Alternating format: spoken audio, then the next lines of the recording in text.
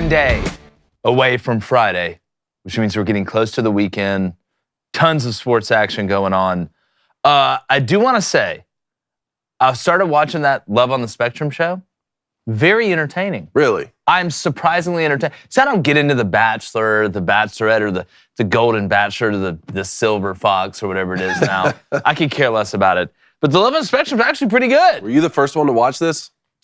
No, I haven't seen it. Oh, okay. You haven't seen it? No, I've seen TikTok clips of it. I can see why you're entertained. But no, I don't want to. I have no desire to watch it. You haven't seen it? Well, it's Reed put me onto it. What network's it on? It's on Netflix. Apparently, like, started in Australia. I don't know why it's so entertaining to me. It's not like I'm making fun of, like, entertained. It's like I'm rooting for these Heartfelt? people. Like I'm rooting for them. Especially the guy with the curly hair and the glasses. Really? Dude doesn't like to wear pants. Or he doesn't like to wear shorts. No one likes to wear pants. Does anybody really like to wear pants? Guy likes to wear pants. No one wants to do that. Yeah, who really wants to live somewhere where you have to wear pants all the time? Yeah, I'm not a huge fan of the There's a reason old thing people in go general. south. You know, I mean, let's go back to native, unless you're over 250. Man, I've got one for you guys today. You're not going to believe this. Hit me with it. Listen to this. I can't believe this. I already don't believe it. Pitcher Madison Bumgarner had more grand slams than Prince Fielder. What? Who had more inside the park home runs than Ricky Henderson. Who had fewer steals of home plate than Babe Ruth. Who had as many shutouts pitching as Pedro Martinez. I don't know what you just said to me. Yeah, that's I don't. So Major League Baseball stat trivia Madison is Bumgarner has more grand slams than Prince Fielder. Madison Bumgarner has more grand slams Prince than Prince Fielder Fielder. has more inside the park home runs than Ricky Henderson. Who has fewer steals of home plate than Babe Ruth had. Who had as many shutouts pitching as Pedro Martinez. baseball, dude. Didn't Baseball. let Babe Ruth steal home? Who's letting that happen? You They didn't had know to a let hot him do dog. it. We saw the I know, glizzy. like, They had to let him do it. He just walked him in. He's like, well, this Who's is getting in front of that guy? Who's getting in front of that guy? Trev Alberts leaves Nebraska to become Texas A&M's new AD. Michigan hires Ohio State running backs coach Tony Alford. And the Titans signed wide receiver Calvin Ridley to a 4-year deal to cover up the mistakes they've made earlier. I'm Jake Crane, and welcome to Crane & Company.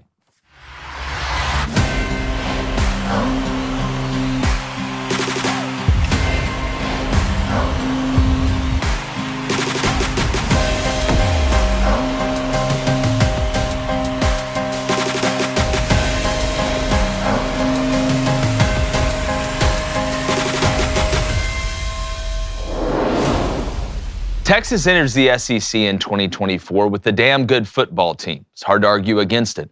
They will return a legit QB1 in Quinn Ewers, an intact and very talented offensive line, and should have enough pieces on defense to feel ready to go on that side of the ball as well, even though they lost a couple of big-time players up front. They're a great ad for the conference. But I look around social media, and I see Longhorn fans expecting to roll through the SEC like Lizzo through a Golden Corral. And that's okay, because fan is short for fanatical. To be honest, what makes the sport great, especially the passion in the SEC, is the trash talk. It is the overconfidence. It's only using facts when they help your side of the argument. To put it bluntly, we're all nuts here anyway, so welcome to the party. It's the best way to assimilate, to be honest. But the one-off win against Bama or Georgia is not what makes the SEC tough. That narrative is still out there. It's that outside of Vanderbilt most years, the week-to-week grind against other passionate schools, rosters with NFL players, and hostile environments. That's what makes it tough. But lucky for Texas fans, they don't have to know that. They just have to show up and be loud. But guess who does know that? Steve Sarkeesian. He's been through the tornado that this league is. He's seen the eye.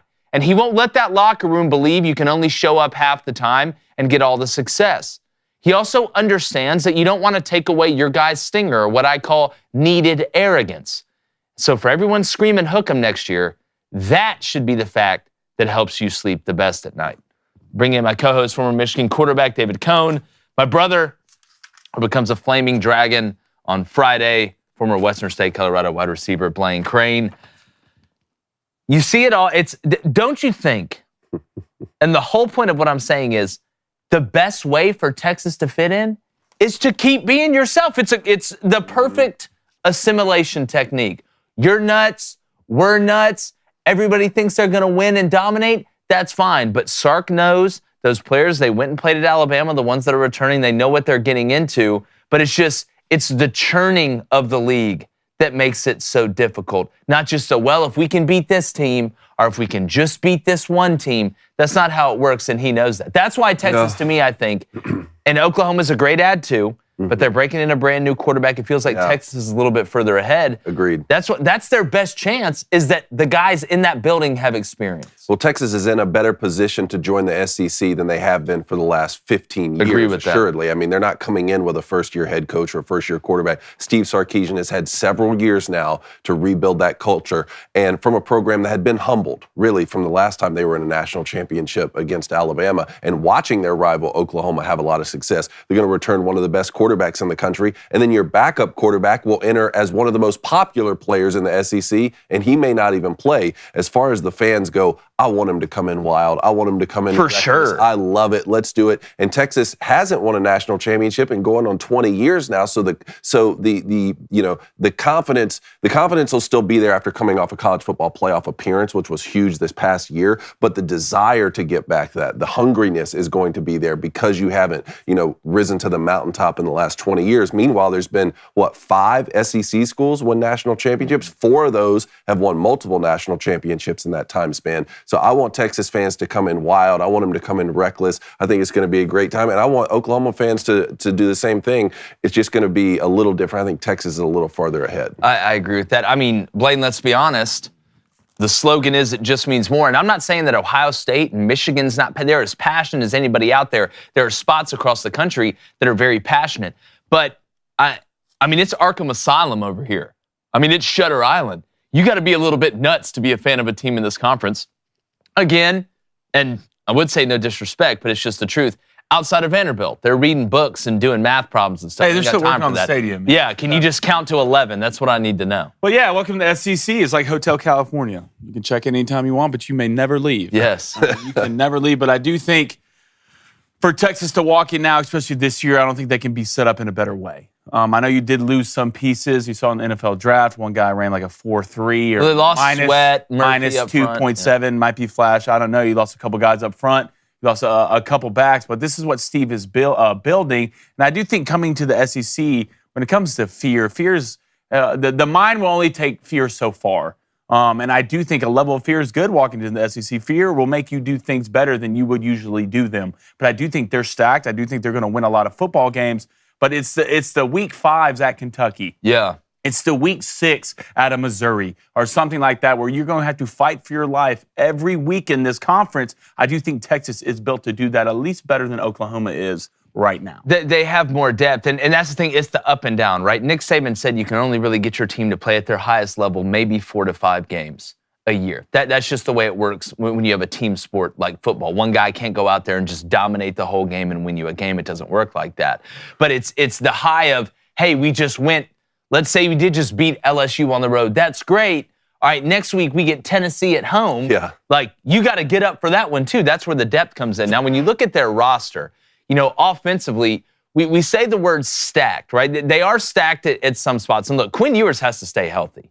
Okay, and going to the SEC is not exactly the best prescription for a quarterback to be able to stay healthy. We all know that that's obvious. You look at the wide receiver position, getting Isaiah Bond, right? I'm interested to see how Jonte Cook does after a freshman year where I think he's their leading pass catcher that's returning, but we know they've done some things through the transfer portal. But they're good where they need to be good, and that is up front on the offensive line. I think they returned 4 out of 5 starters. You got NFL guys all across the board, which should take some pressure off the outside, give Quinn time, help out with that running game. C.J. Baxter is going to be interesting. It's the defensive line where I know they have talent. They've cultivated some glorious herbs up front on defense, but you did lose Sweat. You lost a couple key pieces. I don't think they're going to have a first-round guy on the defensive line this year. But again, you never know. You throw them out there and see how it works. I do think the secondary will be better. I believe they finished 116th in the country last year in the back end. They're very inconsistent, but they were very young. So that'll be the difference. That will be. And if you're Texas, you don't want to walk in the SEC and trying to win every game by outscoring your opponents. That's a tough way to roll through the SEC. I promise you that. You need somewhat of a semblance of a secondary because last year, man, I couldn't find you on the field. Yeah, well, you look at the spectrum. You don't, and I'm not trying to put down LSU, but you don't want to have to operate the way LSU did last year. You don't want to have to operate like in Iowa did last year, where you're just so heavy on one side of the ball and I know Iowa ended up winning 10 games, but the depth of the Big Ten and the depth of the SEC, I think, is a little bit different when it comes to being able to score on people and then being able to stop people from scoring. You want to have that semblance of balance. We're going to talk about this a lot in the NCAA tournament, right? It's a different sport, but it's a very similar methodology. If you're going to navigate a 12-game regular season, a conference championship, now a 12-team playoff, you've got to be able to win in multiple ways. Win low-scoring games, win track meets, things like that. How do you do that? You do that with balance. Balance keeps you on the beam. And remember, they go to Michigan week 2.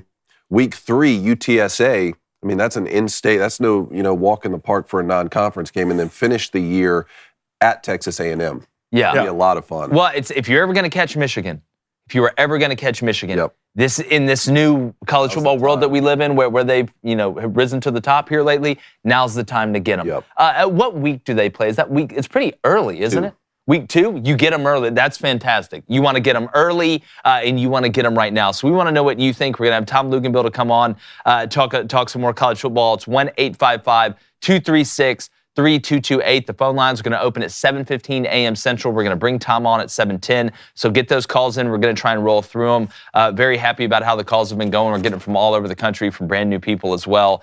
That's been a lot of fun. Going to get to the Booster Club in a second. But first, all right, March Madness is here. All right, it's time to get out the brews. All right, maybe like a little bit of a dark water drink, brown water drink, light water drink, the waters, however you say. Before you go out and drink, though, let me tell you about a magic trick. It's called Zbiotics. You don't want to feel bad the next day. Maybe you got to get up to go to work. Maybe you got to get up to watch some more tournament games early in the morning. You want to be feeling your best before you go out and beat the day up in the best way possible. That's why you need to check out Zbiotics. What is it? You basically drink it before you go drink, and then you don't feel bad. Okay? Let me just put it that way. You got to drink responsibly. Throw that out there. But this is, if you're in college, if you're an older person that struggles with after you have a few drinks, the body's just not responding like it used to, it's where Zbiotics comes in. It's the world's first genetically engineered probiotic, and it was invented by PhD scientists to tackle rough mornings after drinking. I've used it. My wife used it. I know y'all use it. It works. It's the closest you'll ever get to Hogwarts. So go to zbiotics.com/booster to get 15% off your first order with code BOOSTER, BOOSTER at checkout. Zbiotics is backed with a 100% money-back guarantee. So if you're unsatisfied for any reason, which you won't be, they'll refund your money, no questions asked. So here's where you go. Z, just the letter, Biotics, so zbiotics.com/booster. Use that code BOOSTER at checkout for 15% off your first order. Fantastic product. We're going to put our link for merch in the chat. All right, we've got candles, we've got hats, we've got hoodies, and we've got bats. We've actually got all that stuff. We need to write that rhyme down. It's a pretty good one I just made up with. All right, Booster Club, what's up? All right, hit the like, hit the subscribe button. If you donate, it's on topic. I will read Stop screaming at me. If not, we'll catch you at the end of the show. I don't know how the conversation of pie got started in the chat. Pie Day. Yeah, is it Pie Day? 3/14. Well, I thought it was National Potato Chip Day. That I can't speak to. Which, and I don't want to digress too far here. It's very hard for me not to say that the best potato chip is the Golden Flake Sweet Heat barbecue potato chip. To me, that's the best one. Golden Flake? Golden Flake. Voodoo. It's Golden Flake. Voodoo. Dude, Voodoo's are good too. They're up there. The Voodoos are a one Voodoo's seed. best chip in the game. 2 words. Sun chips. God, dude, is that another 3 one words. seed? What are the 3 4 words. one-seeded? I hate you. What's the salsa one? Garden salsa. Garden. Fire. Thank you. Fire. See, he Well, already knows. listen, let's be honest. Those are There's fine. nothing better than the Harvest Cheddar. That one's good. Garden The Harvest salsa cheddar. is a lot better. Garden No, it's salsa, not. No, sun it's chip. not. I'll eat the whole Elite. bag. Hey, can't put it the near 4 elite. one seeds of chips. Okay, let's go. We'll say Sun Chips. Okay. I'll throw those in there. The Voodoos. All right. I'll throw Cool those. Ranch Doritos. Okay, see, now you're doing too much. Now the suits are messed up. What? How are they? The third one. Hold on. The third one is a Sweet Heat Golden Flake chips, and then the fourth is Pringles. Pringles, such a good chip. I mean, what other chip? Once you pop, the fun doesn't stop. That's true. I think about that. You want to talk about a great marketing campaign? The jalapeno chips in the green bag. They're good. They're not a I 1 put those seed, with though. the Cool Ranch Doritos. Hey, they're a 5 seed. You know, we're worried about, hey, you got a 12 seed week 1. I'm kind of worried about what it is. I like Maybe the kettle pork rinds cooked, are in there. Kettle cooked chips. Kettle cooked chips are good. Yeah. I mean, What's your stances on pie? I want some now. my favorite. Connie or Ron wants to know what's my your, favorite. What's your stances on pie? I think Chocolate pies. chess, I think key lime. gross. What are the 1 seeds of pie? Apple pie. Okay. I don't That's eat a lot of American. apple I'll go pie, with but that. how are you going to argue that? Apple Because it's pie is not mine. 1. Key I'll lime say- pie. I really like key lime pie. Okay. I mean, Pecan? like pudding pie, like chocolate Yeah, pudding, or and chocolate chess. Is pumpkin pie up there? I like pecan pie. I don't God, like see, there's nuts too in many my mouth. pies. I think we should just go pie in general when you're looking at desserts. We're going to put out the tournament seeds. All right, let's talk sports. All right, let's go to. We're going to start off with the Dogman 1. What is up? He says, I want to see Texas win SEC in year 1. That way we can all laugh at the SEC again the next season. Well, is he a Texas fan? I don't think he's an SEC fan. Well, it's again, if we're saying that Texas is going to be a top 5 team, which some people think they are, some people will argue against that. I don't think Texas coming in and doing well in the SEC would be a bad look for the SEC. I think it would be a great look for the SEC because you're bringing in a team that can compete. And we all know what they're returning. So I don't think it's necessarily we're talking about Texas, okay? Like this isn't Rhode Island or Delaware. I think the state of Texas, which is basically a country in itself that loves football as much as anybody in the world, coming into the SEC and doing well, I don't think that'd be a knock on the SEC. It's just like if I bring in a guy on my basketball team and he's averaging 30 points a game the first year, great. I made a great pick. Like, I don't think that's necessarily a bad thing. All right, let's go to Jordan. He says, do you think Arch Manning stays committed to Texas? Yeah. I mean, look, this guy's obviously not into the hoopla. I think the EA Sports video game thing was kind of dumb because you don't have to do any extra work there. But no, I think Arch Manning, this is Quinn's last year. I think he's going to take over after. You saw Malik Murphy leave. They're kind of setting it up. You know, my personal opinion was I thought when Arch came in, you know, they were still a little bit of ways from going to the SEC. Last year would have been Quinn's final year. Then he'd have gone to the NFL. Then Arch Manning would have been QB1 going into the SEC, which would be one of the biggest storylines that we've seen in a while in college football, which has just been absolutely overloaded with storylines. But no, I think Arch Manning is going to stay at Texas. I think he's going to be the quarterback next year. All right, let's go to Francis. Francis, what's up? Welcome to the chat. He says, should I put my money on Arch Manning right now? Not Arch Manning, Quinn Ewers, excuse me, to win the Heisman. Here's why I wouldn't. And listen, I picked Quinn to win the Heisman last year. You know, I had Texas in the playoff and Quinn to win the Heisman. Obviously, you know, it didn't work out. There's 2 reasons. One, you're breaking in new wide receivers. I know Isaiah Bond, coming over from Alabama, has a ton of experience. We've seen Sark do a really good job through the portal with wide receivers at Texas. You know, you look at A.D. Mitchell. You know, I know a couple of the guys were developed talent that was at Texas. And the offensive line, obviously that's big. The run game should be fine. I worry about Quinn Ewers' health. If you're going to win the Heisman, you got to stay healthy. And if I'm going to put my money on somebody to win the Heisman, I would rather put it on a longer shot that has a better chance to stay healthy. Because, like I said, the best prescription to stay healthy at quarterback is not going to the SEC. And Quinn Ewers, and this is a credit to him, he will sit in that pocket and take a hit. Mm-hmm. He will stand in there, and it doesn't matter if an Orc's running at him or an Alabama defensive end, which is basically the same thing. He will stand in there and take that hit. So I hope Quinn I'm rooting for Quinn. I don't have a problem with Quinn like other people do.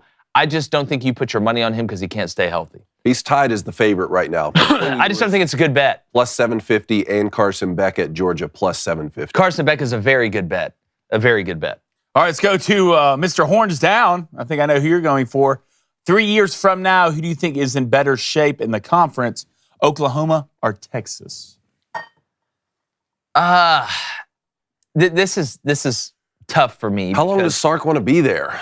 Like do you think he wants to go back to the NFL? I don't know. That's my question. I mean, with Steve, again, you could be the guy that resurrects Texas. Yeah. You're already doing it. And be there for 15 And be there for 15 years, and you can see how much money he's making. Yeah. So, and I think he's kind of fine with the way college football is going. I mean, if people complain, I want to go to the NFL, well, if that's what college football is turning into, you're going to be a lot more comfortable. With the way the transfer portal is now, I mean, this is purely conjecture looking down the road. I'm going to default Texas. I'm still going to stick with Texas, I think. But I would not be surprised at all if Brent Venables and Oklahoma with Jackson Arnold 3 years down the road is figured out, because I think Jackson Arnold does have a lot of potential.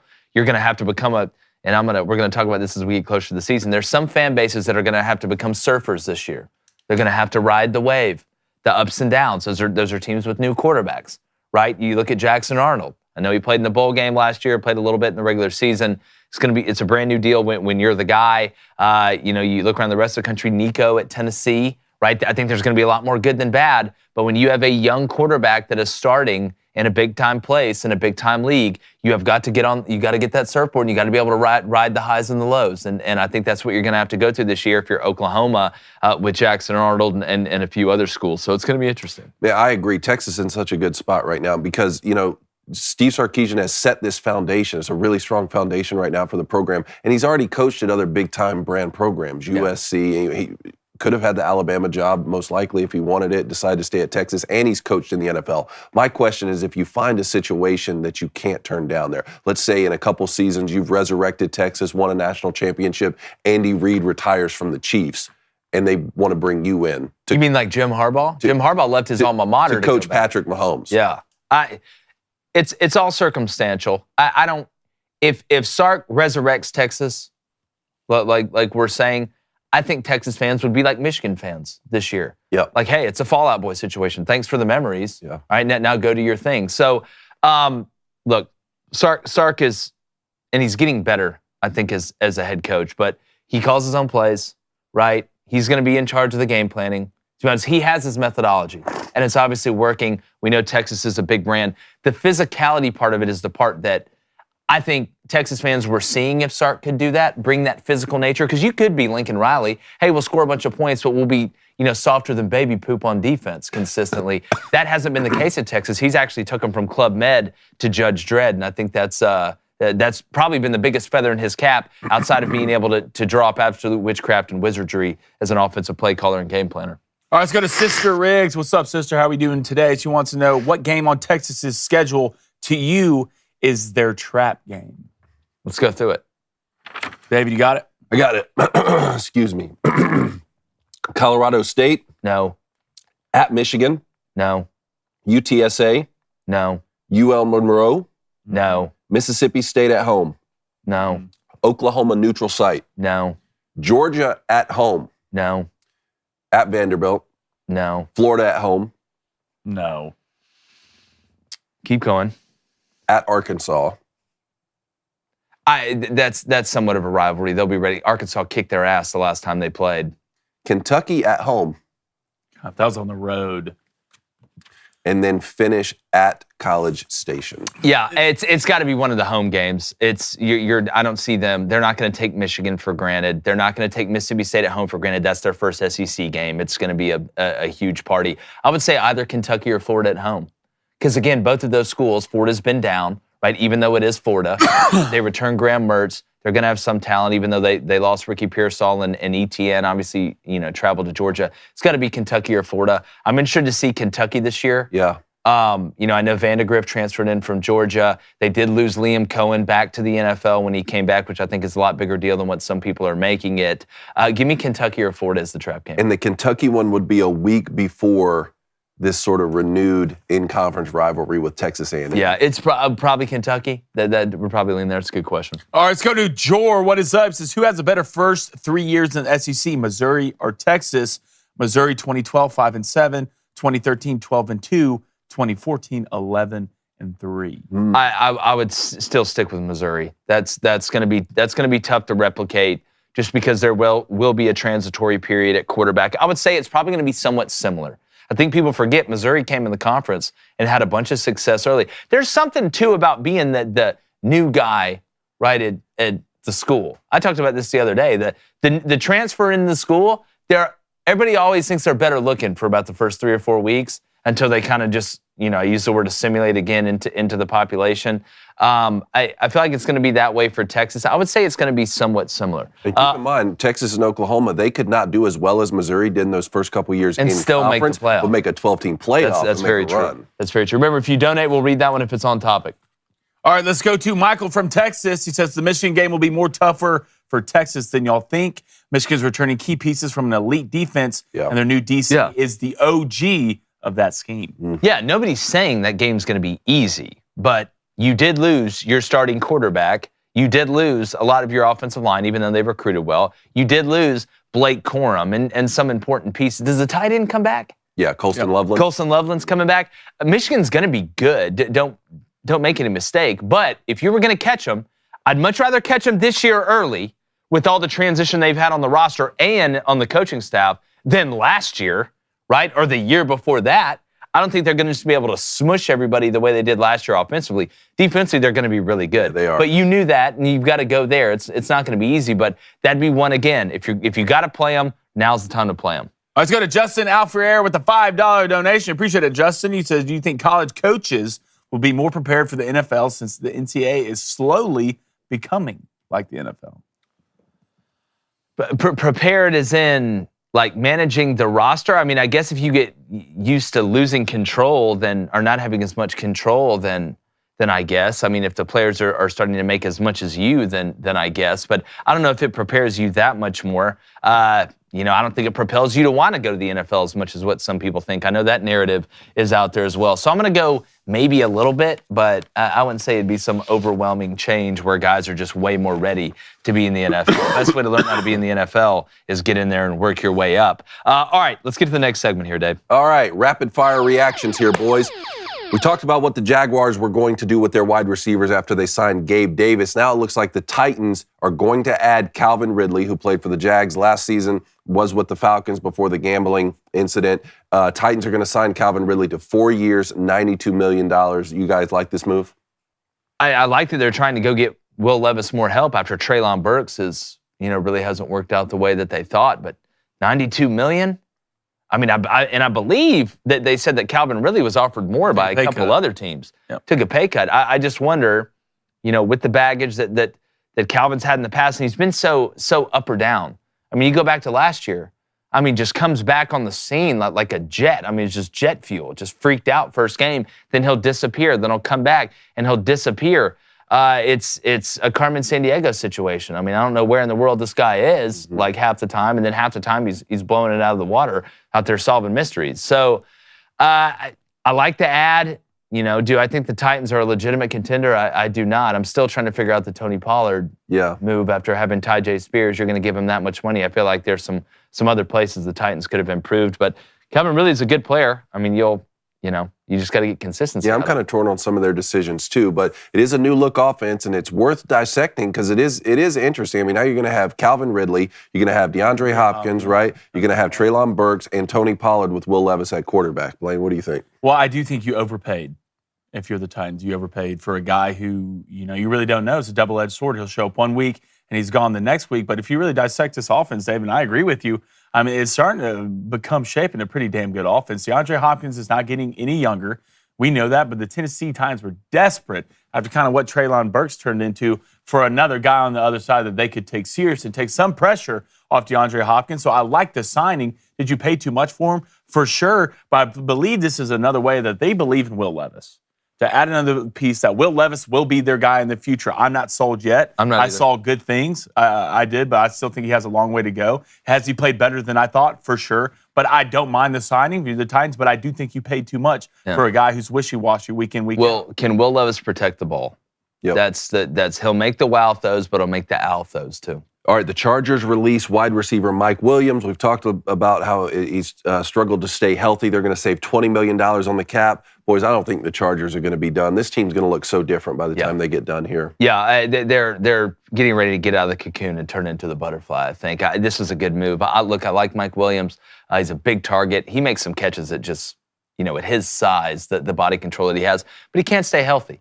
And the best ability is availability. And he hasn't been available. So it's a turning of the page, obviously, in LA for the Chargers. Austin Eckler's gone now to the Commanders. Jim Harbaugh wants to build it his way, and I'm sure he's a whole hell of a lot happier. He doesn't have to go through what Sean Payton is going through of, well, you've inherited this guy, you've got to stick with him for 2 years, or we just got to, cut bait. This is actually saving them money, as opposed to the Broncos are paying the Steelers to play Russell Wilson. So it's a good move. I think the Chargers are making good decisions so far. Yep. Blaine, I saw some Chargers fans yesterday say, don't worry, Mike Williams will join the Chiefs or the Ravens and stay healthy every game next year. Yeah, 100%. Well, if you go to the Chiefs, I don't think you're allowed to get hurt. I don't think it works like that. But, I mean, you go back and you look at Mike Williams' career, especially at the Chargers. The Chargers do one thing, especially they're really good at overpaying for people to kind of take a note out of the Titans. But Mike Williams was an elite guy. They want him to be that number one, especially with Keenan Allen's not getting any younger. Keenan Allen's a possession guy between the hashes for sure. But Mike Williams' back gets hurt every 2 weeks. Yeah. Like, it's not small injuries. Look, if you're out for a week or two, that's fine. We can do that. But he's out for at least 5 weeks a season. Yeah. And I can't. Like he tore his spine. Yeah, I can't pay you this amount of money if you're not going to play football. So I would rather take. And I think Palmer doesn't get enough looks. I agree with that. For the Chargers. I think this kid is extremely good and doesn't get the ball thrown enough to him. Look, Harbaugh's starting to put that blueprint together. All right, it doesn't matter if it's college or NFL. Harbaugh knows how to build a roster, and he's going to build it from inside out. It doesn't matter what league, college, high school, middle school. If you can run the football and stop the run, you're going to win some football. Doesn't it just feel like Jim Harbaugh when they're sitting in their like personnel meetings, they're just asking him questions. He's doing like a Rubik's Cube. Yeah. Like, what's you with Mike Williams? And he like finishes. He's like, hold on. A chicken is a nervous Cut bird. him. Yeah. Cut him. Coach, we have the 11th pick. It's like, did you know Delaware's chance to get the best receiver in the draft? He's like, offensive line. Yeah, no. He's like, did you know that Delaware's called the Blue Hens? Cut him. All right, let's keep it moving. Can we bring up the video of Kirk Cousins? This was his video. He's going to the Atlanta Falcons, but also a goodbye video to the Vikings. Play this. So today's a bit of a bittersweet day for me. I'm in Atlanta now, and a little later today, I'm going to be signing a contract with the Falcons to officialize the agreement we've made. But that also means that I've got to say goodbye to Minnesota and to the Minnesota Vikings. And that's what makes today tough. And so just wanted to put out a little video to say thank you. First of all, thank you to the tremendous teammates, coaches, support staff, management, and ownership of the Minnesota Vikings for the way that they have come alongside me and supported me. All class, man. Oh, class. Yeah. Is the green in the background kind of like a subconscious like money thing? I mean, you got a green wall, you've got a hole at Augusta. Everything in his house is green. I wonder if Kirk Cousins has like ever just made like a mistake off the field. Like maybe has he ever drank too much and said the wrong thing? I just feel like you walk by his house, he's like painting the white picket fence. It's like a psychopath to you. No. Doesn't he seem like pull the No. Well, like what's wrong? No, wait. I don't even want to play the video. Just pull it up. Yeah, pull up. Yeah, I can see it a little bit. I can see. Look at him. A little psychopath. A little bit. Psycho. A stand-up member of society. No, he's hiding something. Well, it's Look funny. at him. I'm telling Look my at him. kids that's Warren there's some Buffett. hate behind those eyes. Yeah, I'm telling my kids that's Warren Buffett. All right, let's keep it moving. Joe Flacco going to sign a one-year deal with the Colts. Big comeback for him last season. The Browns. This is like the never-ending story. It's going to take Joe Flacco 30 years to retire. But he was effective last year. I know. He was effective. He came in and did the job. So, look, I got no, speaking of the Blue Hens, right? I believe he played at Delaware, right? Unless I'm losing my mind, because it was Jimmy G that played at Eastern Illinois. Look, Joe Flacco, look, keep getting your money while you can get it. Play as long as you can, right? The Chad Henne effect. Play I love as long it. as you can. Eric Kendricks is going to join the Cowboys now, not the 49ers. Changed his mind last minute. What? So the Cowboys made a move. Yeah. They did. Yeah. There you go. Talked about it. I just don't know how you look at the Cowboys D-line. I'm not saying, I mean, Michael Parsons is a dog, right? They got some good players. They did lose Doris Armstrong, but I don't know how you look at the Cowboys defensive line and then look at the Niners defensive line. You're like, yeah, it's Dallas for me. Well, you know, I'm a 49ers are linebacker. letting a lot go. Well, they got a lot. They just let Armstead go, which he's so good. He's huge. He's huge. I mean, you're going to keep Chase Young, I believe, which I think is the right move. If he'll play hard. Yeah. Bosa. You have Chase and Bosa on the same side, and I heard they're trying to go get another one. Oh, I heard the Niners are going to be I heard they're trying to go front. get the other Bosa. Yeah. Are they? Both the brothers just drinking milk on the sidelines in between drives. That's punching trees. Just punching trees and swimming giants. All right, a couple more before we get to this Lou Holtz show. First one up, Yankees fans out there, I'm looking at you. Garrett Cole shut down. Surprise. Right elbow. Surprise. You know, I wonder why this keeps happening. You know, probably because there hasn't been an apology issued to a certain person, and a plague is setting in on the program, and I hope it burns it down. Because if that does it, trust me, I will. Well, I never like to see anybody get hurt, right? But man, if it had to happen to somebody, the Yankees. I'll be okay. I just don't get it.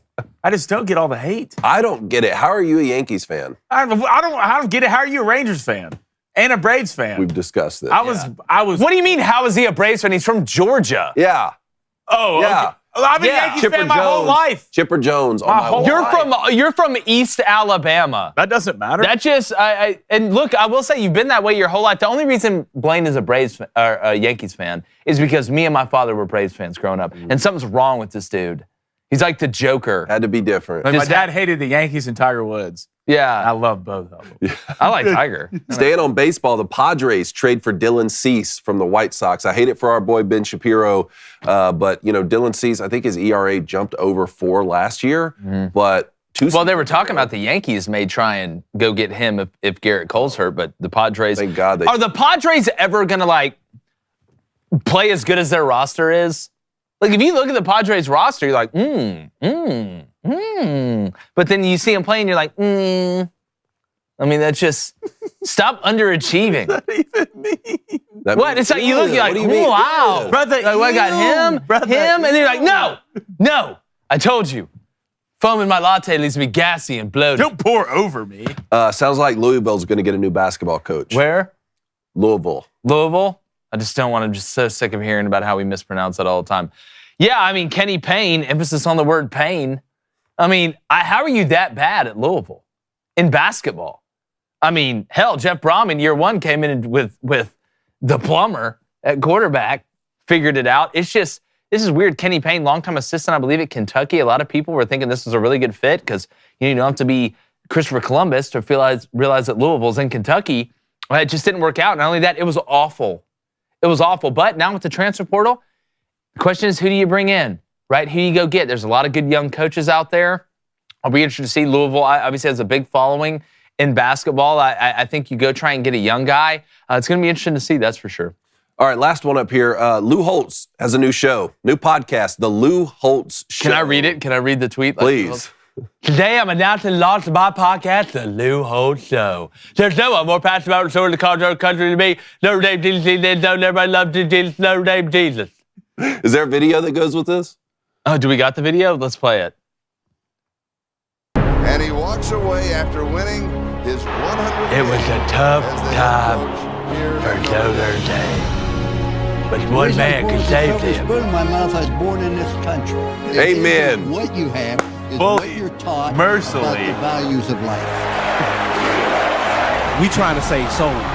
So there's a rule in life that said you're either growing or you're dying.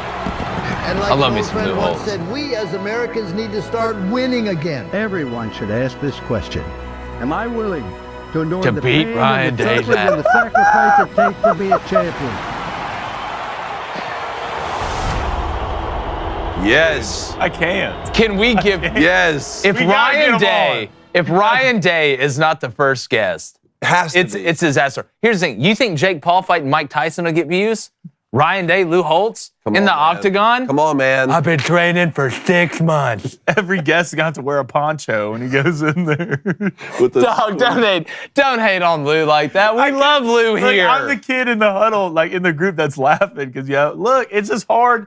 It's just hard to take people serious with It's, this. let me ask After you this. that video, It is. how can you not take him seriously? How old is Lou Because he Holtz? sounds like Daffy Duck. He's not young, Jake. I mean, him and Lou's Sister 70. Jean were born in the same year, right? 77. He's 77? Sister Jean was born the same year that Babe Ruth was playing for the Red Sox. He's 87. Yeah, I was about to say. 87? He's 87, starting his podcast. How's Look, all go this get tech- it together. How's all this technology work? What did he say when he was coaching at William and Mary? They asked him, they said, what happened? He said, we had too many Marys, not enough Williams. Which is still maybe the greatest sports quote of all time. No, Lou Holtz is great. Look, this will probably be great. No, it's gonna be I great. wonder how 87-year-old Lou Holtz in an interview is going to do. Like, I mean, I haven't heard him talk in a while, but I hope it's great. I would love to go on there and talk with Lou Holtz. I would instantly start talking like him when he sat down. He'd be like, Jake, listen, I'm going to welcome Jake Craig to the show. I'd be like, Lou, what's up, man? So welcome me to the show. So if you were on there, really good to see Lou Holtz in this new podcast. would you really talk like that if you were a guest on For it? the first 30 seconds, just see how you react. I couldn't do it. I couldn't do the show. How long into listening to the first episode? I'd laugh the first 2 words. The first 2 words? He's an American icon. He's the best. Great coach. Great coach. Yeah, listen, we love Lou Holtz. We have fun. So much. Like, it is just. We love Lou. Look, I get made fun of my handwriting every day on the show. Yeah. Lou, you're not alone. Yeah. I mean, Blaine basically finger paints words on the board over here. Speaking about an American icon. What a this way guy. to bring Tom in. It's Taylor Swift, then this guy, our buddy, Tom Luginbill. Yeah. Luke, what's up, dog? You going on the Lou Holtz podcast? Oh, dude, I cannot wait for this. Oh, dude, this is going to be great. Can't you just see him? He's going to be all slunched in his chair. Yeah. They're going to ask him. He's going to be like this. They're going to be like, he's going to be like, what? No, I mean, that's South Carolina. they just slowly show pictures of Ryan Day. Yeah. It's just him throwing hot shots at Ryan Day throughout the whole interview. The William Mary quote is Oh, it's gold. brilliant. It's gold. It's absolutely gold. He added another one, too, and actually, to be honest with you, I love this one, too. It's a little more serious, not as funny, but he says, don't tell people about your problems, all right? Because 90% of the people don't care and 10% are glad you have them. That's true. He's just a treasure. There's got to be a book of Lou Holtz quotes out there that are just fantastic. There has to be. There has to be. Lugs, this Nebraska AD situation, Texas A&M obviously losing Bjork to Ohio State, and then now Trev Alberts, linebacker legend at Nebraska, leaving Nebraska as the athletic director to go to Texas A&M. Doesn't this feel like this person hurt my feelings, so I'm going to hurt somebody else's feelings? Like, we are good enough. Like, people care enough about Texas A&M. We're going to go sign Trev Alberts, the golden boy, the boy walking through the corn from Nebraska. I mean, this is a big deal. They threw the bag at him, and I'll never get mad at somebody for taking the money.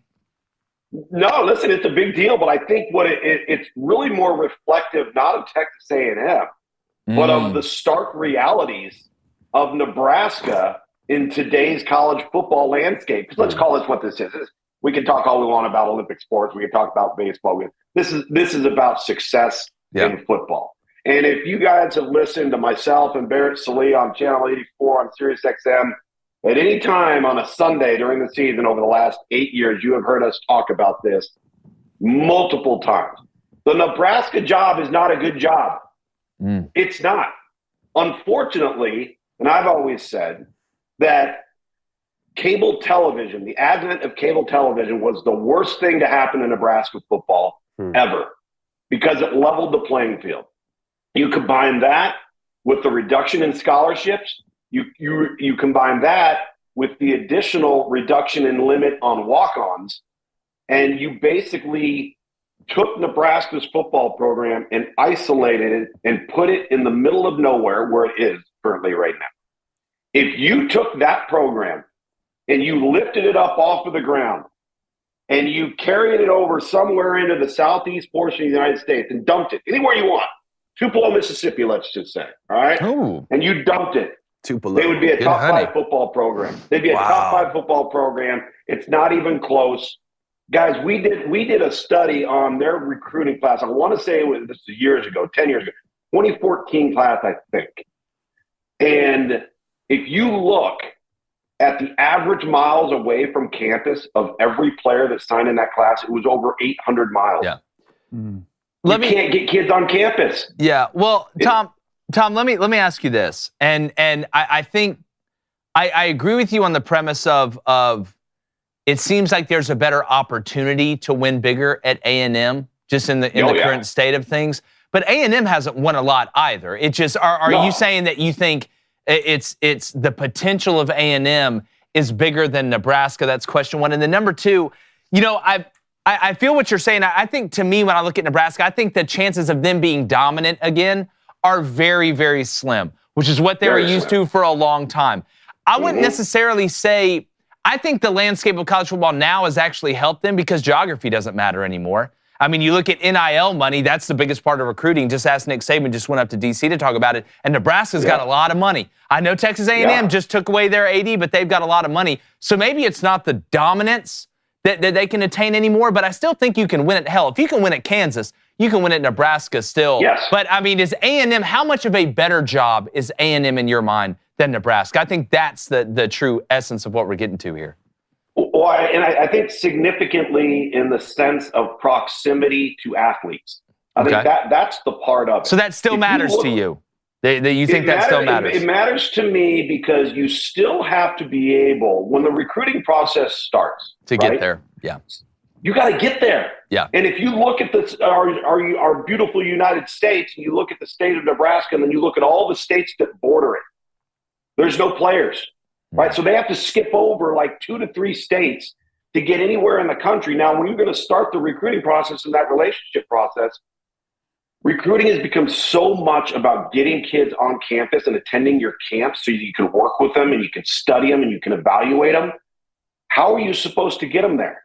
Unless you're just flat out paying families and paying kids to actually come to your camp, which I guess with the rules now, I guess you could do that if you wanted to, right? So rules, but what rules, right? Yeah.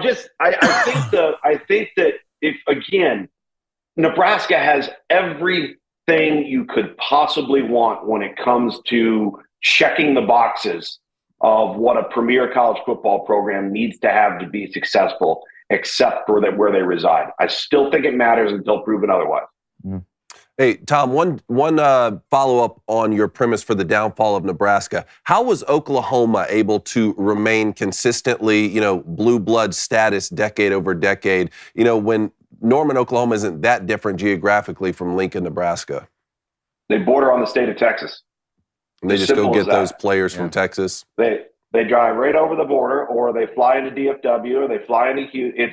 It's kind of like Arkansas, right? And Michigan, too. Yeah, kind of like Arkansas. Without going into Ohio, to be honest. Yeah, and Michigan is a huge national recruiter, too. And to be honest with you, Nebraska has always been a national recruiter, but not necessarily by choice, but by necessity. Yeah. They don't have a choice, right? Yeah. Yeah. Okay, so since we were talking about Michigan, they went in, got the Buckeyes running back coach, Tony Alford, yesterday, had been with the program since 2015. Coaches move around all the time. They move around a lot. It's just, it gets highlighted when it's at a rivalry that's this big. Yeah. I find it especially interesting because my former teammate, Mike Hart, Michigan's all-time leading rusher, was the running back coach last season. He's no longer with the program. They bring in a coach from the Buckeyes. How do you rate this hire for Sharon Moore? I love it because I think from a recruiting perspective, it's really, really important. Tony Alford's been a fantastic recruiter throughout his entire career. He's known for it. Obviously, familiarity now, not only with the rivalry, but with both states in terms of recruiting. I just think there's a natural fit there. I think it's a brilliant move. Now, in order to pull it off, Michigan must mean business now, because you're it's kind of a crossover move, right? Unless you're getting some other title added to it, where there's a bunch of different perks that weren't being offered at Ohio State, or let's just say coach just wanted a clean slate, want a little bit of a different perspective and to start anew and get something going fresh. But I like it. I think it's a really, really nice hire. Well, my question is why this year? Mm-hmm. Of any of the years to leave Ohio State to go to Michigan. Yeah. Like last year, I totally get it. The year before last, I totally get it. This year, when and I was gonna just follow up on. I know you want to talk about Saban here in a second, but convince me, Tom, how. And we don't make predictions until we get done with fall camp. I need to see what happens in the transfer portal. I need to see who wins what job, who gets hurt. But how am I not going to pick Ohio State versus Georgia in the national championship game this year? Like, how am I not going to do that? If you're basing it off of the roster Michigan has currently right now and the roster Ohio State currently has right now, then you can't. Yeah. I mean, you have to pick Ohio State. I mean, that's just – but that being said, they've got to come up with a way of winning those important games. Well. Right? I mean, at the end of the day, that's what all of these moves in the transfer portal and these moves on the coaching circles are geared toward, right? Mm-hmm. Winning that most important game that gets you over that hump and then into the playoff, and then you beat teams because you're just flat out better and you out coach them. That's what this has all been about this entire offseason for Ohio State. Yeah, it seems like Michigan's just found a way. Before we get to the chat, Blaine, I do want to ask you about the Nick Saban on Capitol Hill. We talked about this a lot yesterday. There's got to be, and I've laid out some transfer portal rules. I put it on social media yesterday. We've talked about the NIL contracts. There has got to be a happy medium somewhere in between players getting paid for their name, image, and likeness, which I believe they should, and whether that's through a rev share too, through the media rights companies, whatever. And finding that in between where development and getting to the NFL is still one of the main reasons that you not only go somewhere, but you stay somewhere to try and develop as a man and as a player. There's got to be some sort of balance there, right? We've got to find that eventually, you would think. Yeah, well, the only way that you find it is you make them employees and you come to an agreement through collective bargaining. That's the only way you get there. And it's also the only way you stay out of court, right? So there has to be, both sides have to come together and say, okay, well, we're willing to give this and we're willing to give that. And then let's agree on this. Okay, well, you're going to have to give up this. All right, well, we're going to have to give up that. That's the only way that we're going to get there. And, Coach Saban's comments, I get so sick and tired of people saying that he's whining or this. No, he's not. He's pointing out stark realities. Yeah. He's pointing out the reality of what this has become. And what everybody seems to forget in all of this is, by all means, I have not met one coach. I have not talked to one coach, not one, not a single one, that will tell you that they don't think the players deserve a share of what's happening here. Mm-hmm. Not one. Everybody thinks that the players are so anti this and anti that. No, they're not. They just want structure. Yeah. They want some structure. They want some guideline. They want to know what they have to follow. They want to know what the players have to adhere to so that we can move forward and have a sense of order. And so when everybody sits there and says, oh, well, they're still trying to hold the players down and this, nobody is trying to do that.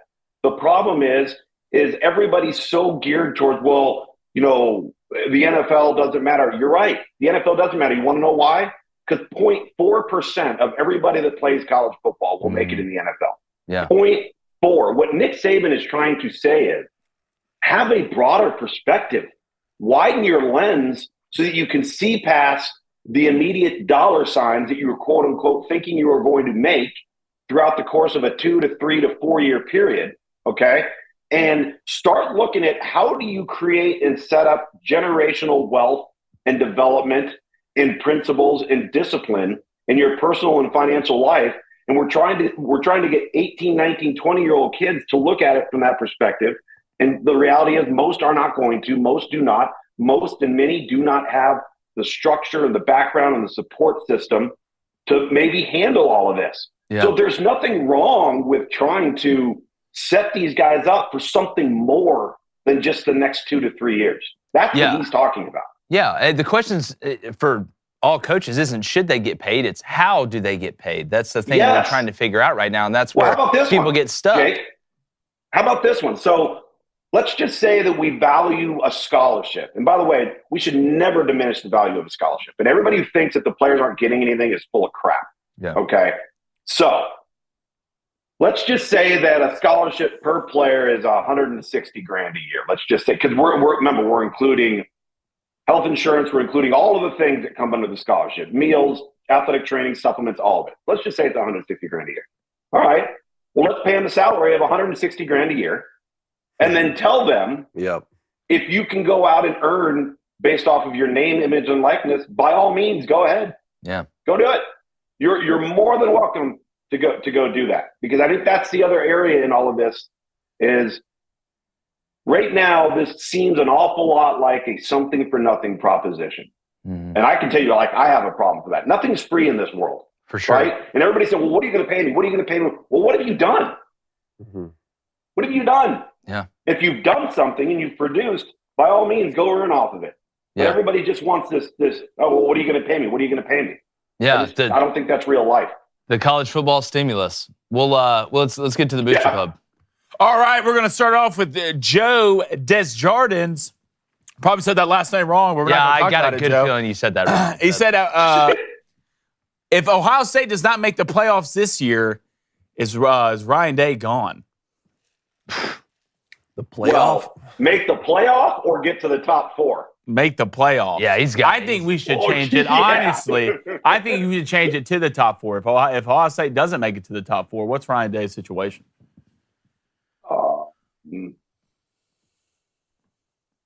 That it could be dire. I mean, to be honest with you, because they pushed all their chips to the table with the portal, with coaching hires, and essentially said it out loud for the people in the back, we're here to play for the whole thing. And that's the other part in this, guys. What if a lot of these players, or some of these players, they signed through the transfer portal and paid a lot of money to, don't perform? Mm-hmm. Yeah. Well, that's the contracts are only one-sided, so you're going to get it regardless. Exactly. That's the biggest problem. I think that, but I think the question becomes, if we're going to talk about they don't make the Final Four, what did they do against Michigan? Because I think if they beat Michigan and win the Big Ten, right, and let's say they get bounced in the second round of the playoff, which is so crazy to say for college football now, even though there has been a second round, it's been the final round. I think he could survive that. If he loses to Michigan and they don't win the Big Ten and they don't get to the Final Four or make the playoff, He'd be done. I think he's out of 5. Mm-hmm. Yeah, I agree. All right, let's go to Josh Reagan. He says, Nick Saban may be pointing out truths, but he retired when the playing field levelized to save his image as being dominant, but that is at least what it feels like to me. I think that's low-hanging fruit. I think, you know what? Could that be more of a fair assessment if Nick Saban was 53 years old? Yeah. Maybe. Yeah. Maybe. Listen, man, this is just my opinion, and I saw him 3 times over the last 2 years when we had an Alabama game, including the Sugar Bowl. He's exhausted, man. I mean, you could see it. Like, he's tired.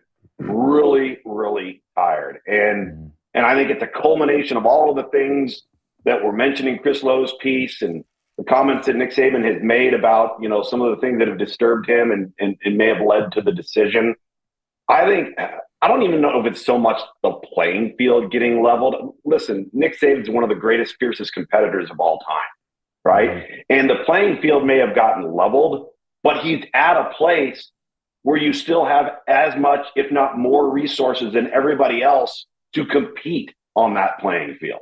And I think that's had far more to do with exhaustion and age than anything else. And also, he's an overtime play away from competing in the national championship a year ago, which I think they would have been favored against Washington. It's not like the guy went out 6-6 in 16 straight seasons of double digits. Yeah, that Michigan-Alabama game was the national championship game. It was. Here's what I think. It's funny to me because I think one of Nick Saban's greatest strengths is his malleability when he was at the top, right? When the game would change, right? He complained about the hurry-up, no huddle. What does he do? He knows it's not going to change. He goes out there and changes, and Alabama has one of the most explosive offenses of all time. It's one thing to get to the top. Some guys get stubborn, and they're stuck in their old ways, and they never adjust. I think what happens is it's not the level playing field. It's head coaches are losing control. And if I'm going to be responsible for what comes out of the oven at the end, I want to be responsible for what gets put in the cake. If I'm a painter and you tell me I can only color with certain colors and I'm this amazing painter, well, I don't want to paint anymore because I'm losing control over the final product. I think that's what it was, in my opinion. All right, one more. I couldn't agree more. Yeah. I just think that's what it is. All right, let's go to Michael. What's up, Mike? Hashtag Ask Tom. How much does the new Michigan hire affect guys like Donovan Edwards, Khalil Mullins, and company?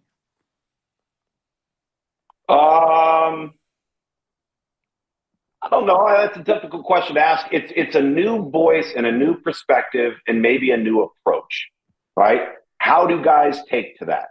Because whether you have a head coaching change or a position coach change, there's going to be that phase in there where you're going to have somebody test you, right? Yeah. They're going to push a button. They're going to see what you're made of. And then they might fight it a little bit. They might try to buck the system a little bit. And then you're either going to buy in or you're not, right? So how do those players respond to a new approach, maybe a different level of teaching, maybe a different tone of voice? Those are all going to be things that work themselves out over the course of time. So listen, I think they'll respond well. You got to have nothing but respect for the guy because he's coached at a very high level of a lot of different places. And so I think he'll walk in the room and he'll garner respect, I would hope, because that's a pretty veteran group in that room. Yeah. I think the culture at Michigan's so good. It's going to be easier for a coach. I mean, look at his resume. That'll speak for itself. But speaking about resumes, Lugs, loving your new stuff you're putting out there. Tell everybody where they can find it, where they can find you on social media. If you're a college football fan or a football fan in general, it is a must follow. It is a must watch and must listen. Well, what I've been doing is I've been throwing out some things on TikTok and Instagram and Twitter as far as recruiting goes. I call them Scouts Takes. And what I'm doing is I'm diving like really deep into the 2027, 2028 class of guys that you're going to know in the next 2 to 3 years if you're a college football fan. You don't know who they are now, so I'm going to introduce them to you. So I'm throwing them out there. They're about 60 seconds long each on TikTok, on Instagram, throwing them on Twitter, and then maybe doing some longer form things on commentary like what we're talking about today and things of that nature. I don't know about you guys, but I find it really, really interesting how all of a sudden Nick Saban makes these statements and there's just mass vitriol towards it. Like, people are bringing race into it, and then they're bringing this tone of, the coach being tone deaf and ignorant and hypocrisy. And I think everybody's missed the underlying message and everything that he had to say. I don't know why that is, but it's amazed me. Well, it just feels like it's been this volcano that's been bubbling up and it's been waiting to explode against Nick Saban, because you felt like these comments were coming, because he's kind of hinted at how he's felt the past couple years. And listen, when you're at the top and you're the top dog, you're going to catch more hate than positivity. I think people have wanted an outlet for a reason to hate Nick Saban, and they can't do it with what he did on the field because he was beating everybody's ass left and right. So they'll just wait till he goes and tells the stark truth, as you told it, to be able to find an avenue to go attack him. I think it's low-hanging fruit, Tom, as well. Hey, Tom, something I've been meaning to tell you. I was reminded when you were talking about how few college kids go to play in the NFL. I produced a series of videos on that topic with John Brinkus and with Rob Baca back in Atlanta. And now I understand that your son is going to go play college football with Rob's son, Kyle. So congratulations on that. Awesome, man. Yeah, my little upside-down quarterback. That's what I call long snappers. Hey, look, it's a great way to make a living in that league. Hey, listen, if it's going to get his school paid for and he's happy, I'm happy. So, yeah, he and Kyle Bach are I'm actually joining the boys at Brinks TV later on this morning. So nice. Looking forward to it. Guys, I always appreciate you having me. Oh, love having you on, Tom. You're the best, man. We appreciate it. Go check him out, Tom Luginbill, one of the GOATs. See you, boys. See you, buddy. All right, we're going to get to the phone calls in 1 second. But have you ever tried to break a bad habit? Yeah. I know I have. Yeah. David, I know you have. Yeah. I know David has. That week in Tahiti was crazy. Goodness But feel like you're climbing Mount Everest in flip-flops? Yeah, we've been there too. That's why Fume, or as I call it, Fume, is like a breath of fresh air. It's not about giving up. It's about switching up. Fume takes your habit and it simply makes it better. Fume is an innovative, award-winning flavored air device that uses flavored air instead of vapor and the harmful chemicals. So it is a good way to kick your habit. It's also, something that it's not harmful to you, but you get that, like to me with the dipping thing, it was a hand-to-mouth thing, right? It was a hand-to-mouth thing. A lot of people are like that with vapes as well. Blanye? Yeah. I know you're big into the vape game. I was. But you switched it up. I was big into the vape game, elf bars, the whole nine, spending way too much money on it. Then I switched up to Fume, and look, guys, it really takes the edge off, and it's really helping me a lot. Yeah, and just a great way to put it, Fume flavors are what herbal tea is to soda. Not as sweet and much more natural. So kick your bad habit today by going to tryfume.com/booster, and you'll get 10% off with promo code booster. That's FUM.com/booster. It truly is a breath of fresh air. All right, let's get the phone calls. All right, let's do it. We got Trey on the line in Atlanta. Trey, talk to us. Good morning, guys. What's up, Trey? Good. How's your morning? Great. Can't complain at all. There you go. Just wanted to call in for a few things. One, just talking about some Braves baseball. I'm sick and tired of hearing the slander from these Phillies fans. It's amazing. It's so funny. It's so funny that the Phillies get this bee in their bonnet about beating the Braves in the postseason, but haven't really done anything after that. Like for some reason, their World Series equivalent is beating the Braves in the postseason. Congratulations. That's exactly right. Your last World Series trophy is now able to drive. Oh, It's yeah. been that I like- long. So, Ryan Gade somewhere. Is Yeah, Ryan clutching Gade is his shaking fist. in anger right now. Clutching his fist in anger.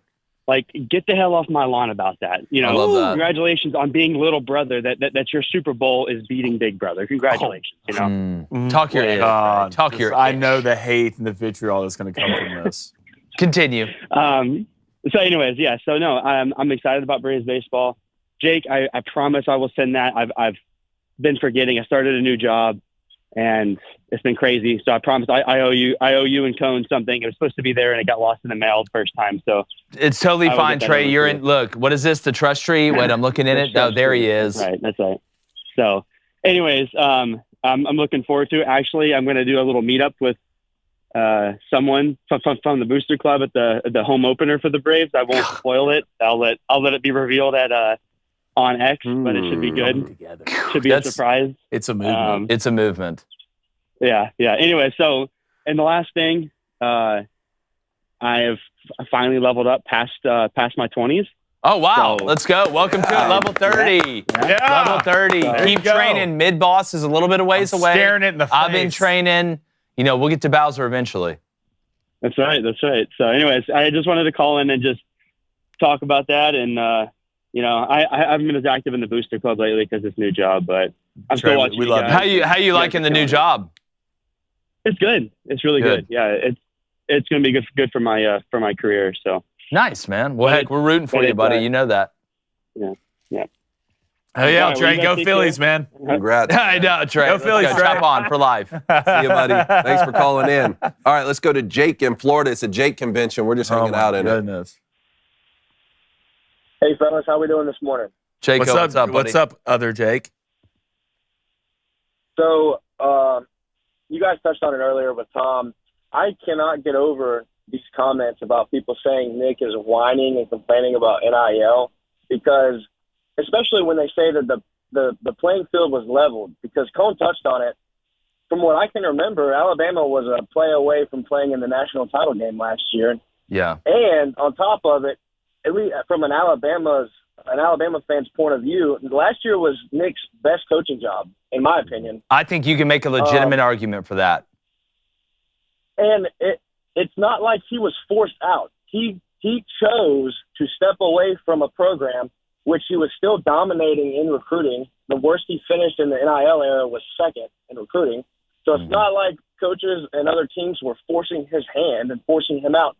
He chose to step away, and he's making these comments for the betterment of college football.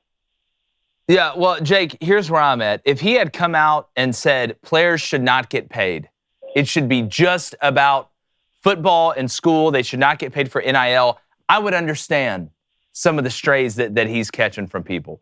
But that's not what he's saying. That's not what he's saying at all. He's saying players should get paid. He likes the rev share model through the media rights company, which I agree with, because I think it's one of the few ways that they could get paid enough for what they're worth, but also not be employees of the universities, which I think is a slippery slope. And he said that too. And he said that too, but he also said that development, like the motivation for playing has changed. Not that the motivation hasn't always been about money, but the motivation was, I'm going to go here because it's a great business decision because I'm going to get developed and then go to the NFL and make all this money. So he's saying, he's not talking out of both sides of his mouth. He's telling the truth, but it's the misinformed takes of Nick Saban doesn't want the players to get paid, but he got paid all this money. That's not what he's saying. That's you not doing your research, or that's you just being so biased against Nick Saban or against Alabama, which I'm not an Alabama fan, but I'm not going to sit up here and lie. I mean, it's the truth. So I think there's been a lot of engagement farming from some people about trying to paint Nick Saban as saying something he isn't. And again, it's like I said, it's been this volcano bubbling up of we can't get at Nick Saban because of on-the-field performance, so let's just bash him for something that in reality isn't what he's saying at all. Does Nick Saban sit down and do this if he wins a natty? If he would have won a natty, would Nick Saban be sitting down in front of Congress? I think it would have happened even faster. I think this is premeditated. I think he sees himself as someone who can actually guide college football moving forward, and I'm hoping that's the case. Yeah. Well, I think the problem is a lot of it is not misinformation. A lot of it is just people being disingenuous with what they're putting out. It's a mixture of that. I think it's a mixture. But never blame malice for incompetence, right? Which is what you're, you know, it's, I would always say that, like there's a lot of just ill-informed takes. It's ironic that the most I'm hearing from people, it's fans of programs who need NIL to pay players to get to their campus because nothing else draws them to their school. Looking at you, Tennessee. I love it. And Jake, I can't stress the point enough that Tom Luginbill just brought up. 0.4% of these college football players are going to make it to the NFL. So if you're only in this to say, what can you do for me, school? How much can you pay me? And let's just say it's $50,000 a season, $100,000 a season, whatever they get the number up to. That's a couple $100,000 that you'll make by the time you're 22. Great. I wish I had made it. I would have rather made a couple $100,000 than nothing, but you still graduate at 22 and 99.6% won't go to the NFL. What are you going to do the rest of your life? Your life doesn't end at 23. It's much more important to choose a school based off the connections you make and the mentorship that you can And it's not only the player. The thing about it's mostly parents. Like the parents are, the players aren't coming in here running through the financial discussion. It's the parents. That's true too. So it needs to start with the parents. I think a lot of it has to be what's taught in high school. We need to teach kids how to keep up with their finances in high school. It's not taught in high school. And you run back and think about it, you have to teach kids, especially if they don't come from best backgrounds, how to take care of money, how to invest money. You don't get taught that in high school, and that needs to change. Exactly. Yeah. I think I think that's also what Nick is saying is like, we're not doing these kids any favors because we're not teaching them any life lessons. Yes. Yeah. Except for take the quick bag and bounce, and you're off on your own, basically. Yeah, it's a good point, but we're going to keep looking at it, Jake. Great call, Thank you, Jake. man. Appreciate Great it, call, man. dude. Love to hear that. All right, let's go to Marcus in Iowa. Marcus, talk to us. Hey, guys. Good morning. How's it going? Morning. Good morning, man. What's up? Hey, seeing Trev Alberts leave for Texas A&M as a Nebraska fan is like finding out that your girlfriend cheated on you. It just hurts, and it's out of nowhere. Yeah, it's tough. I know the response from Nebraska. What did you think about do you agree with what Luginbill said about Nebraska and kind of them, you know, that their biggest deterrent is where they're at?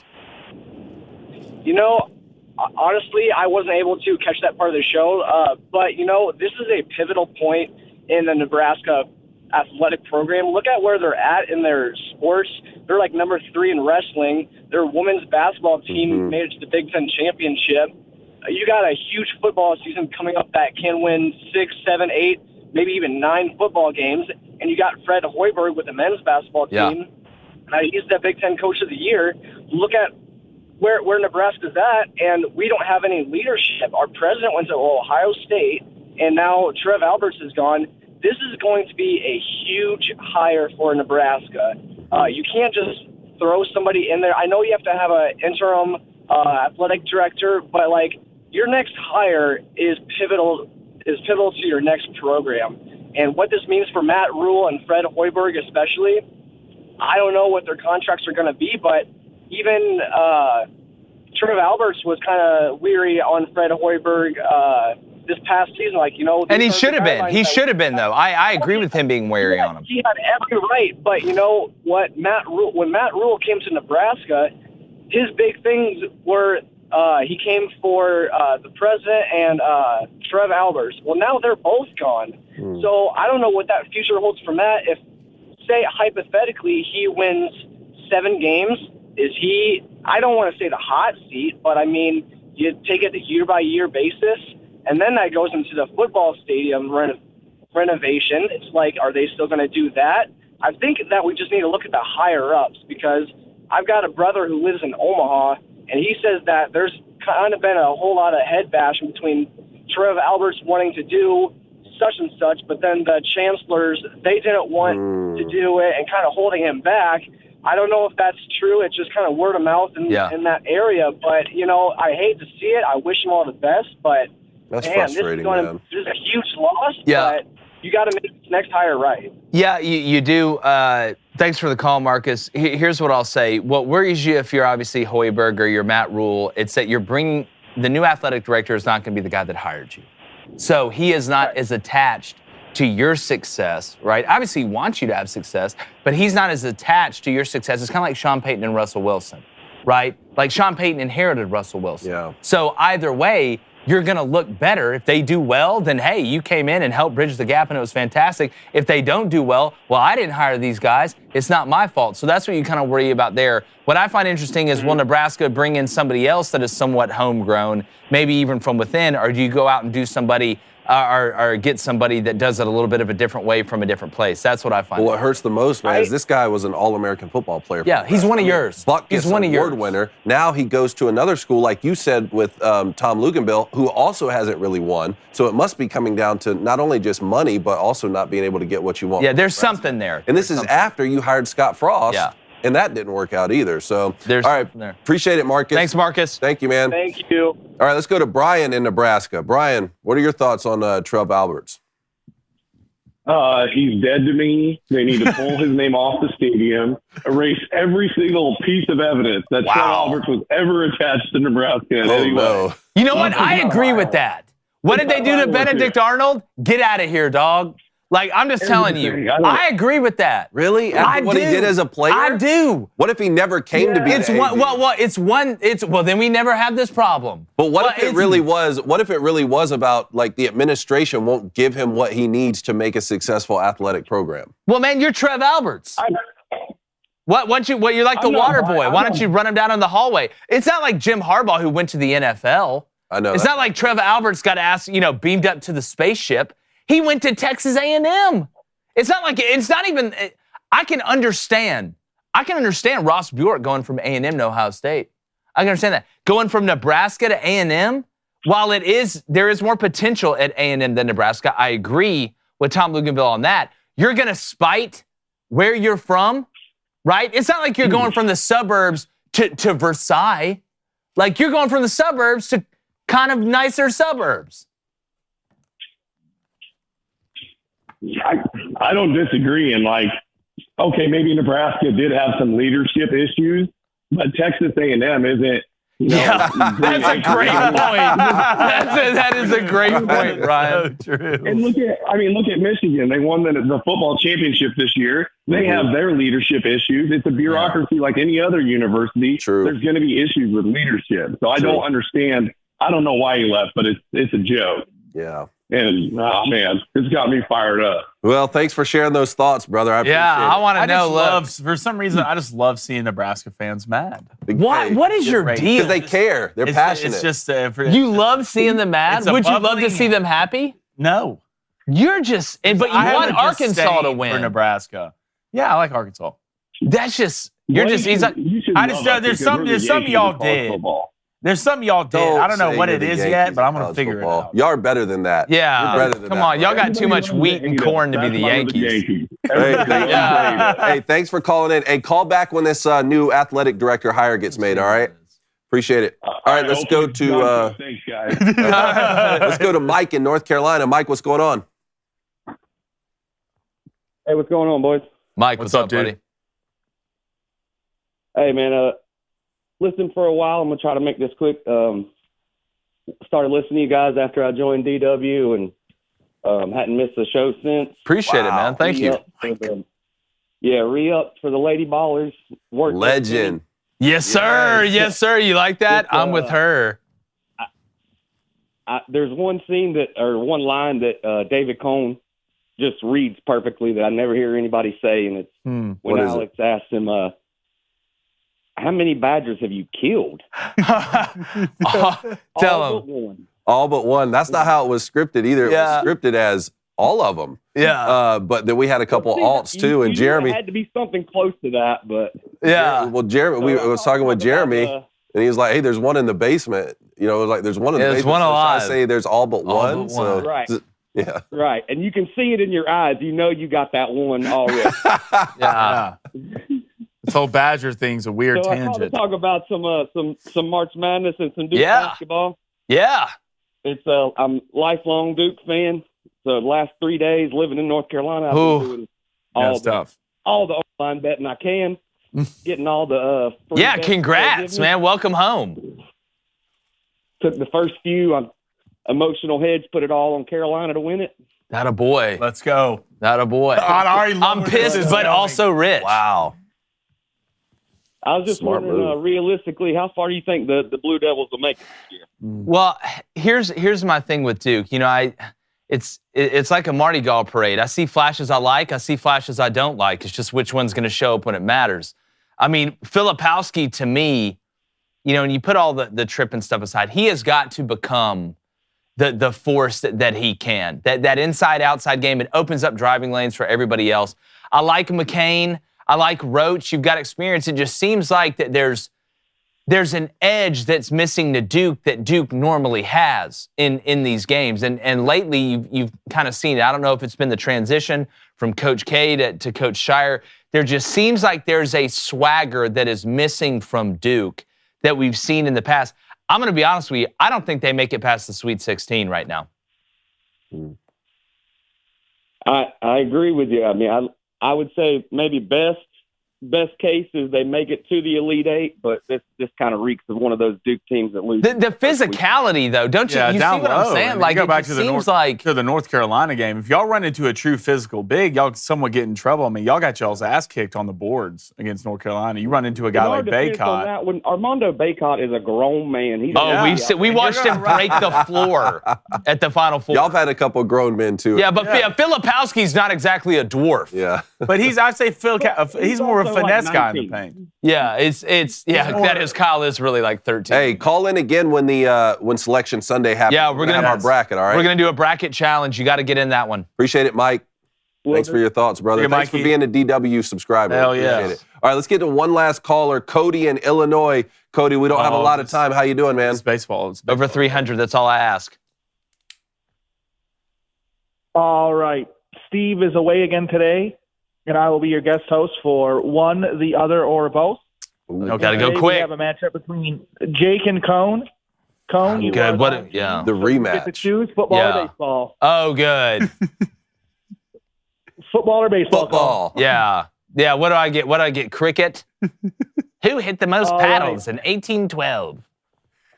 All right, Jake, you're going to get to go first. Great. So we have over 4,500 innings pitched by baseball Hall of Famers. Yeah. And good. One, all right, so one, Tom Glavine. The other, Greg Maddux. Both. All right. God, I said that a lot more confidently than I feel about it. Yeah. We have at least 80 rushing touchdowns by Hall of Fame running backs. 80 rushing touchdowns. Okay. So one is Tony Dorsett. The other is Curtis Martin.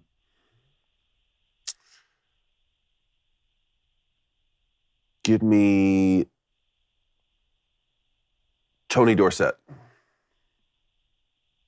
Okay. Jake, one is Bert Blyleven. The other is Bob Gibson. Bert Blyleven. Who the F is Bert Blyleven? Give me Gibson. Because I've got no idea what Lord of the Rings character you just named. Oh, my goodness. All right. Cody, I know you're just the messenger. Cody. You know I love you, Cody. Cody stays so strong. He does. Cody holds up so well. So well. Let's go round two. Who threw a touchdown pass last year? Cone, one, Franco Harris. The other, Jerome Bettis. Jerome had like 3 touchdowns in one game with 1 yard rushing from the goal line. Franco, I'll go both on this one. Okay. Jake, one is Don Sutton. The other is Fergie Jenkins. From the Black Eyed Peas? Give me the first one. He's still gonna beat me, man. No. Fergie Jenkins? Is that a backyard baseball character? Cone. Pete Wheeler's gay brother. All right. One, John Riggins. The other, Earl Campbell. Dude from Friday Night Lights. I will go. This is really. He ran for a lot of touchdowns that senior year. How long, Earl? He was hooking up the coach's daughter. That's the real touchdown. Man, give me Riggs. Give me Riggins on that one. 80 touchdowns. All right.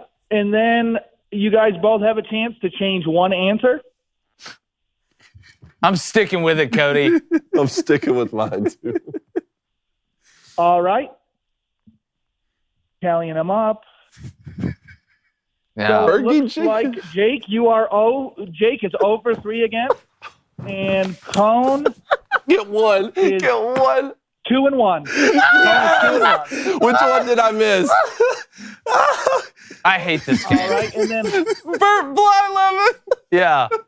Yeah. Just about Johnny Too Tall Wilson or, Oh, man. It's like he fought in the Civil War and also threw 250 innings that year.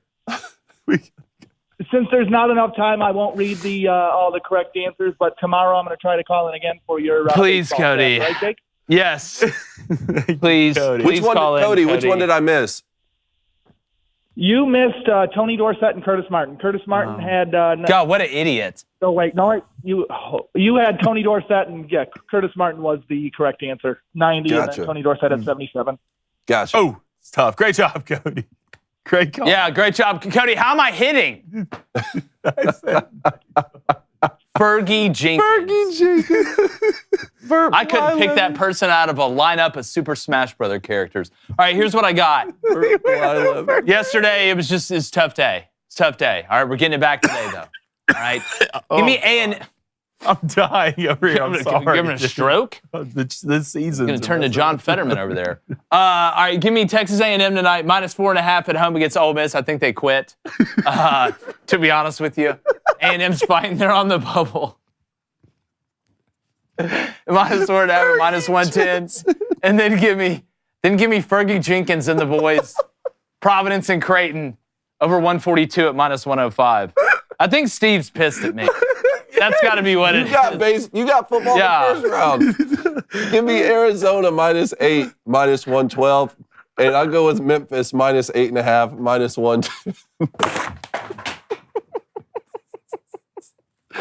Oh, boy. All right. This is what I'm taking. I'm taking Texas Tech +2.5, -108. They're at home. They give me UConn -14.5. Going off at -120. Woo! That was fun. David, I'm not gonna lie. Your handwriting is kind of really mid today. Is it? I don't know. Who's Liff?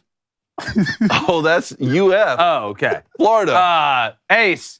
He's gonna go South Carolina -6.5, and then Florida -8 tonight. Got a ton of tournament basketball. We got tournament basketball kicking off at 10 a.m.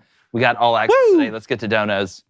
All right, let's get some donuts. Steve Miller, $5 donation. Great band. How is it there are 229 more college teams and 23 more conferences for basketball than in football in Division I? Isn't football where the money is? Yeah, but it also costs a lot more to have football than it does basketball. Not that it's cheap to have basketball, but in a lot of places it's more attainable to be able to have a basketball gym that can be a volleyball gym, that it can be kind of a multi-purpose place as opposed to, like building a football stadium. And because if you're going to make that commitment, I mean, it's a pretty big financial commitment. So basketball is just more, what would you say, accessible? This would be the word. Let's go to Angelo DeRayman, $5 donation. Heading to TPC Sawgrass for the players. What? Wow. Any tips or tricks for PGA events? P.S. Betting in Florida is trash. Only one side and hardly any props. Man, I have never been to a golf Yeah, I've got to go. We're going to talk about that a little bit tomorrow. God, tips? I will say, I wonder if it's like the Masters. They say obviously the Masters is one of the richest people in the world are there, but like the food and drinks are unbelievably cheap. Mm-hmm. Now, do you sit at a hole or do you follow a group? That's different. That's the question. I follow. I walk and follow. Some guys post up. They sit at a hole all day. See everyone that comes through. Mm-hmm. See, I would probably.